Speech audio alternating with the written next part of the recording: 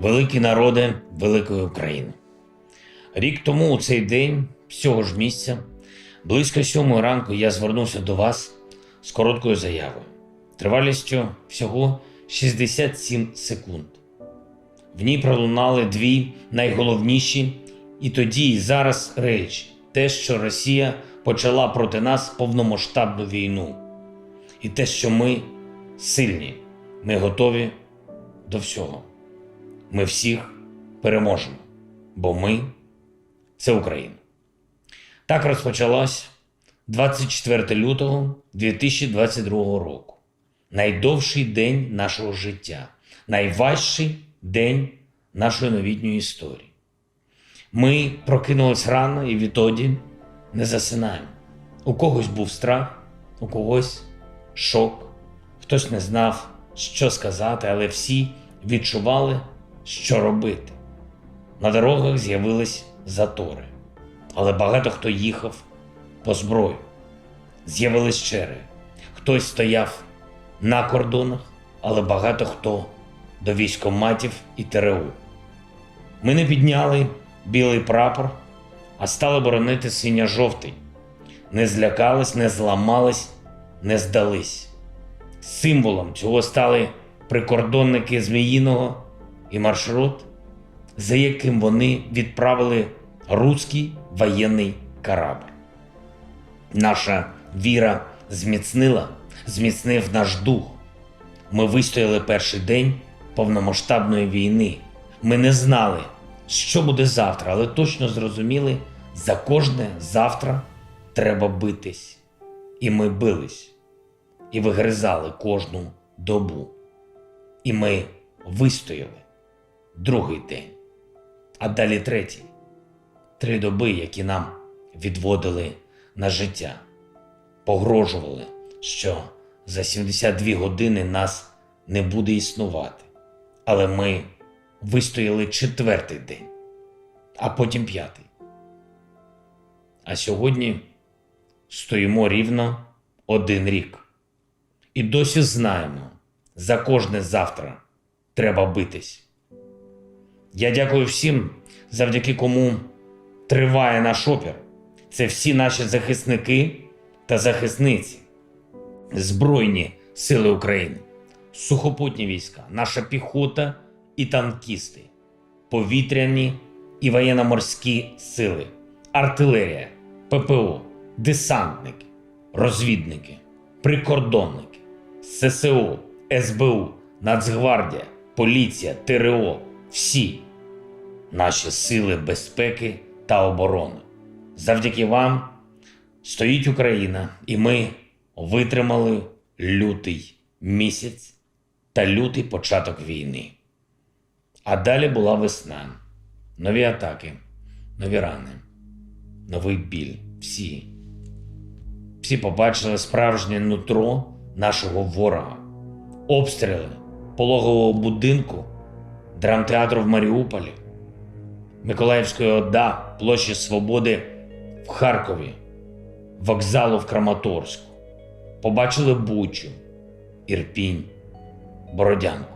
Весь світ чітко усвідомив, що насправді означає руський мір. На що здатна Росія. Водночас світ побачив, що спроможна Україна. Це нові герої, оборонці Києва, захисники Азовсталі, нові подвиги, що здійснювали цілі міста – Харків, Чернігів, Маріуполь, Херсон, Миколаїв, Гостомель, Волноваха, Буча, Ірпінь, Охтирка – міста героїв, столиці незламності, нові символи, а разом з цим нові оцінки та прогнози щодо України. Перший місяць війни і перший перелом у війні, перші зміни у сприйнятті світом України. Вона не впала за 3 доби. Вона зупинила Другу армію світу. Ми отримували нові удари щодня, дізнавалися про нові трагедії щодня, але витримали завдяки тим, хто викладався наповну щодня заради інших. Це наші медики, які рятують поранених бійців на передовій, роблять операції під обстрілами, приймають пологи у бомбосховищі, лишаються на чергуванні днями і тижнями, як наші рятувальники та пожежники, які витягують людей з-під завалів та вогнища в режимі 24/7, і наші залізничники, які без сну і зупину евакуйовують сотні тисяч українців від початку війни. А далі були перші наступи, перші здобутки, перші звільнені території, перша і не остання Чорнобаївка, вигнання окупанта з Київщини, Сумщини, Чернігівщини, наша Стугна, Вільха, наш Нептун і крейсер Москва, який іде на дно. Перший Рамштайн і другий за всю історію Ленд-Ліз. Україна здивувала світ. Україна надихнула світ. Україна об'єднала світ. На доказ можна сказати тисячі слів, але достатньо кількох. Хаймарс, Петріот, Абрамс, Айріс-Ті, Челенджер, Насамс, Леопард. І я дякую всім нашим партнерам, союзникам і друзям, які стоять пліч-о-пліч з нами весь рік. Я радий, що міжнародна антипутінська коаліція зросла настільки, що потребує окремого звернення, і я зроблю його незабаром. Обов'язково. Я також дякую нашому зовнішньополітичному війську, дивізії наших дипломатів, послів, представників у міжнародних організаціях та інституціях, всіх, хто б'є окупанта вогнем і мечем міжнародного права, домагається нових санкцій, визнання держави-терориста державою-терористом. Війна змінила долю багатьох сімей, переписала історії наших родин, змінила наші звичаї та традиції. Раніше дідусі розказували онукам, як били нацистів. Тепер онуки розповідають дідусям, як б'ють рашистів. Раніше мами і бабусі в'язали шарфики, а тепер плетуть маскувальні сітки. Раніше діти просили у Санти смартфони і гаджети. Тепер же віддають кишенькові і збирають кошти для наших бійців. За рік фактично кожен українець когось втратив. Батька, сина, брата, маму, донечку, сестру, кохану людину, близького друга, колегу, сусіда, знайомого. Мої співчуття. Майже у кожного в телефоні є хоча б один контакт, що більше ніколи не підніме слухавку, не відповість на смс «Ти як?». Ці два прості слова набули за рік війни нового значення. Щодня мільйони українців, мільйони разів писали чи промовляли до рідних і близьких це запитання. Щодня хтось не отримав відповідь. Щодня окупанти вбивали наших рідних і близьких.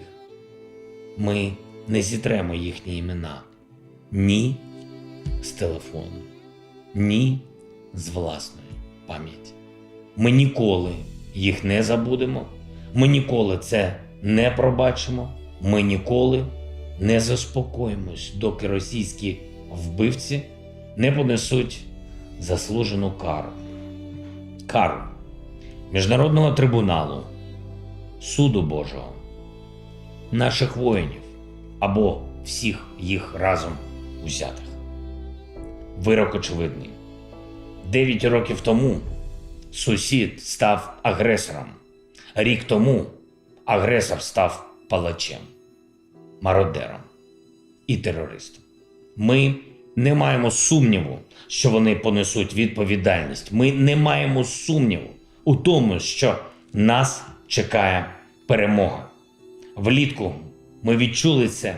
Ми пройшли 100 днів війни. Ми отримали статус кандидата до ЄС, повернули зміни, почули першу бавовну в Криму, побачили салюти на складах окупанта і Антонівський міст.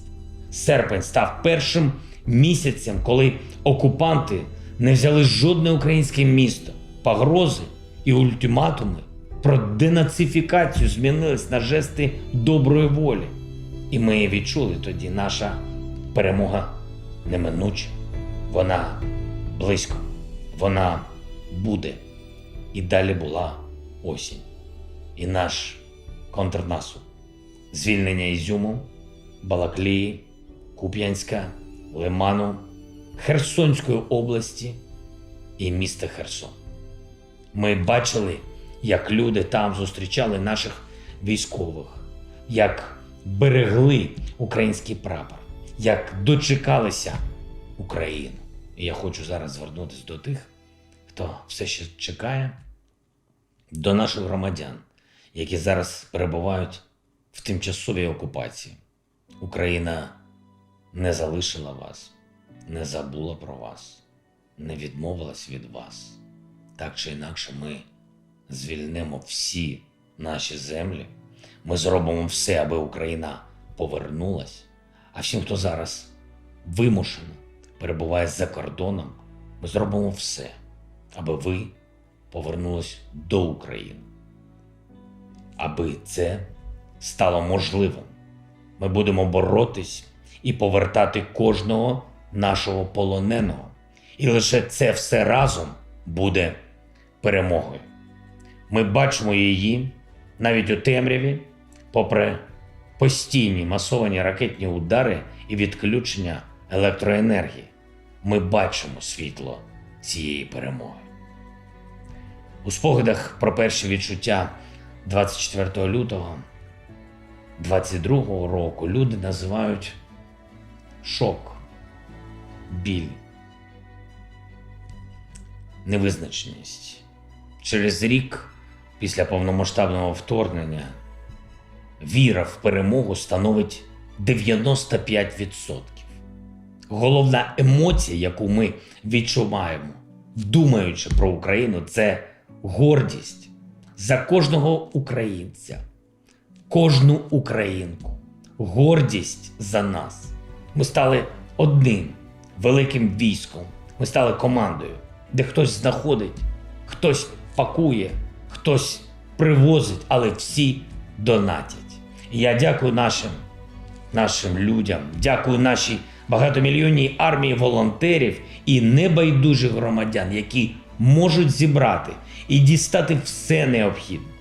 Ми стали одним цілим. Наші журналісти і медіа єдиним фронтом воюють проти брехні і паніки. Ми стали однією родиною. Серед нас більше немає чужих або незнайомих. Українці сьогодні – це всі свої.